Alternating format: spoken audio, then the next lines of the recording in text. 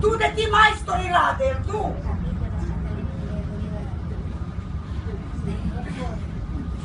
Šta? Srišo, a jestli možete se opraviti? Glasen si miru, ja? Tu. Gde treba da dođem, reci? Nisam čula Švajcaraca, ću da bijem ovde, da me ne dira za leđa.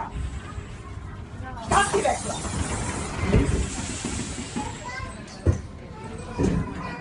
Nemoj da uđeš unutra, ja neću da uđem unutra, samo da mi zoveš za stan. 3 dana te molim da zoveš za stan i neće da zoveš. Kad si zvala? I? To mi nisi sinoć rekla da si zvala.